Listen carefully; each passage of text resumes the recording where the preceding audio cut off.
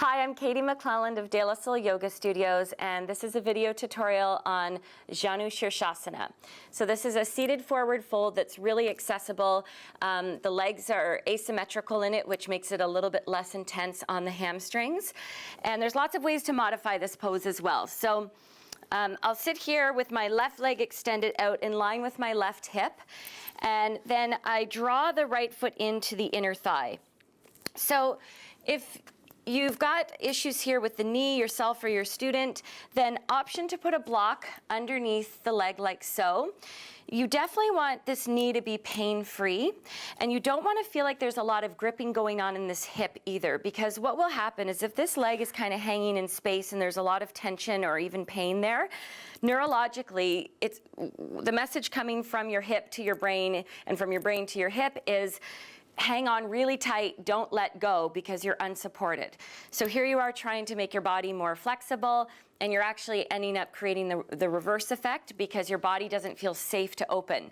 So sometimes just by putting a support underneath, it's like my femur now can relax into the block. I can already feel how this is starting to relax and loosen up a little bit.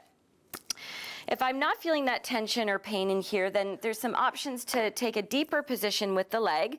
So I could either keep the foot here, let the knee drop out more, or bring the heel in towards the left groin, or in the full expression of the pose, this right heel actually comes into the right groin, and the top of the foot rolls to the ground. So this knee is now out a little bit wider than a 90-degree angle. Okay, then what I'm going to do is just grab the flesh of this left buttock and pull it out of the way and pull this whole leg bone back in space a little bit. Now the tendency is for my hips and my chest to turn this way, but as I move into Janu Sirsasana, I actually want to reverse that motion. So I'm actually trying to turn my pelvis in a counterclockwise position. The left hip pulls back, the right hip rolls forward, and my rib cage is doing the same thing. Okay, and this has to do with keeping the SI joint, especially on the right side, protected as we move into this forward fold. I really like to emphasize this rotation of the upper body and of the pelvis by moving into the pose this way. So I inhale to raise the right arm high, and then I exhale to cross the arm over the extended leg. And even just holding here for a few breaths is a really lovely feeling. I can still find a lot of work by activating this left leg. I'm pressing the back of the knee down into the ground while keeping my heel grounded and the toes flexed towards my forehead. And then I might want to inch this hand down the length of my leg. Okay, I'm still kind of overemphasizing this twisting action through the upper body, and I'm still trying to pull the left hip back and roll the right hip forward.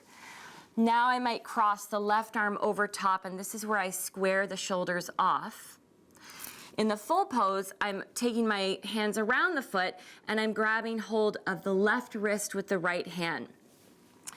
And so my breath is bringing that left rib cage up and back, and this right rib cage forward and down. As long as my belly is touching my thigh, I can safely fold my forehead down towards the shin.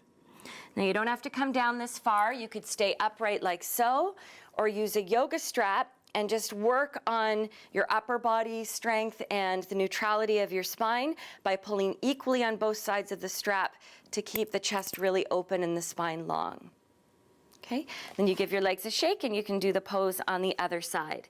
And this concludes our tutorial on foot to knee pose, Janu Sirsasana.